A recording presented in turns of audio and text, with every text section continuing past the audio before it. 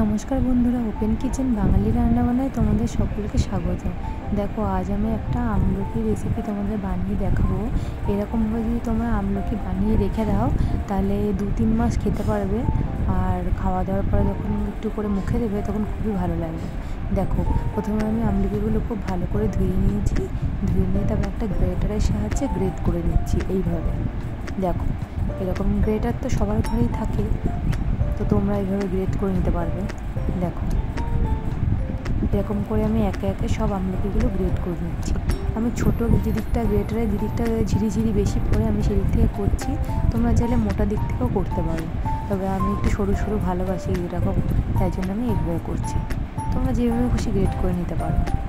দেখো, আমি এইভাবে পুরো আমলকিগুলো সব গ্রেট করে নিয়েছি, যতটা আমার কাছে আমলকি ছিল।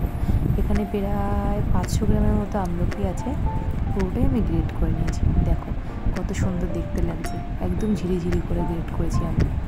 এখন এর মধ্যে আমি কিছু কিছু জিনিস মিশিয়ে দেবো, যেমন এগুলো দেখো, কাঁচা জোয়ান নিয়েছি, একটু 2 চামচের মতো জোয়ান নিয়েছি কাঁচা।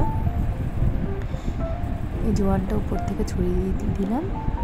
এবার এর মধ্যে দিচ্ছি লবণ, সাদা লবণ দিচ্ছি 1 চামচ, আর হাফ চামচের মতো আমি এর মধ্যে দিয়ে দেবো বিট লবণ। বিট লবণ দিলে তো এমনিতেই খুব ভালো লাগে আমলকির মধ্যে, তাই হাফ চামচ বিট লবণ দিলাম। এবার এই বিট লবণ, সাদা লবণ আর জোয়ান এগুলো সব একসাথে আমলকির সাথে খুব ভালোভাবে হালকা হাতে মিশিয়ে দিতে হবে। আমি মিশিয়ে দিচ্ছি, দেখো তোমরা এভাবে হালকা হাতে মিশিয়ে নেবে।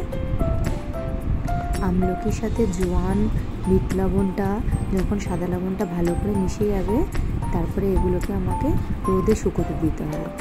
আমি 2 দিন শুকোতে দিয়েছিলাম, 2 দিনের মধ্যে আমার শুকিয়ে গেছে। আর এই গরমে এখন যা রোদ, 2 দিনের বেশি আর রোদ্দুরে দিতে লাগেও না। দেখো, এবার এটা আমি ছাদে রোদ্দুরে দিয়ে দেবো, কড়া রোদ্দুরে একদম। দেখো,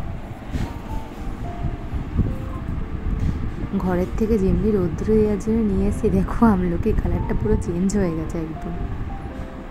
এইভাবে শুকো দিয়ে নিয়েছি 2 দিন শুকো দেওয়ার পরে দেখো আমার আমলকিগুলো ঠিক এরকম একটু কালার চেঞ্জ হয়ে গেছে, আর একদম পুরো কড়কড়া হয়ে গেছে আমলকিগুলো।